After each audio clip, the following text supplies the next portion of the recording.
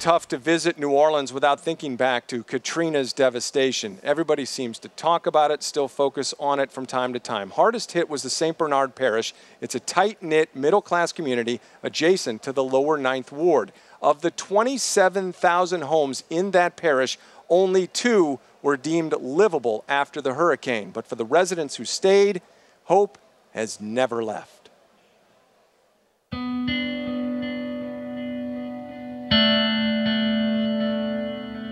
They stand here today, nearly 4 years later, still waiting to return home.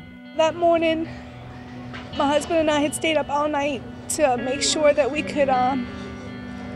were going to be safe. So we finally decided around 2 a.m. to go lay down and take a nap. And around 6 o'clock, I woke up and I could hear the water coming under the walls. And it was so scary.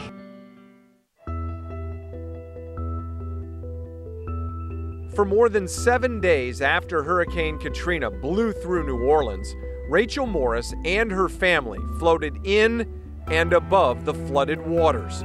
They were stranded. Since August 2005, like most of the then 65,000 residents in St. Bernard Parish, they've bounced from attics to FEMA trailers to family homes. The dream of returning to their home was bleak. But then came a Washington, D.C. attorney who couldn't stand the news. In the greater New Orleans area, there's 16,000 families who are still in either FEMA trailers or temporary housing. In St. Bernard Parish, our community where we do most of the work, there's a 4% unemployment rate before the storm, a 75% home ownership before the storm. This is a community of people who are doers, who made it in this country, who had achieved success, but who still aren't all the way back. In 2006, Zach Rosenberg, with girlfriend Liz McCartney, left his law practice to volunteer full-time to the recovery of St. Bernard Parish.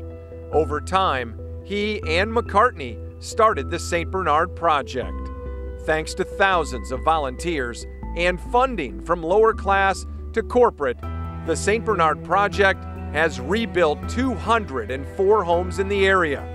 But to Rosenberg, it's just the beginning. This is our friend Anthony Amadio. This is his temporary home, which is a FEMA trailer. He's been there for 3 years. You know, where we go from here is that we continue to solve the problems and do even more. The 204 houses is a beginning, but in the next year we hope to completely rebuild 1,650 houses. You know, the problems down here, they're not problems for young people or old people. It's not a northern problem or southern problem, a black problem or a white problem. It's an American problem, and it's a solvable problem. Right now, the St. Bernard Project completely rebuilds houses in 8 to 10 weeks. Building supplies cost $10,000 to $15,000 per house. We're working on 40 houses at a time. The more funds we can get in, the more volunteers we have, the more American families we can get home. And the Morris family is one of the next to return home, just 8 weeks away.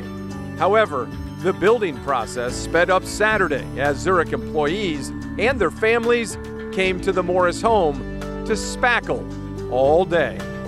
I couldn't be this far right now if it wasn't for the St. Bernard Project helping us. You don't want to ask for help.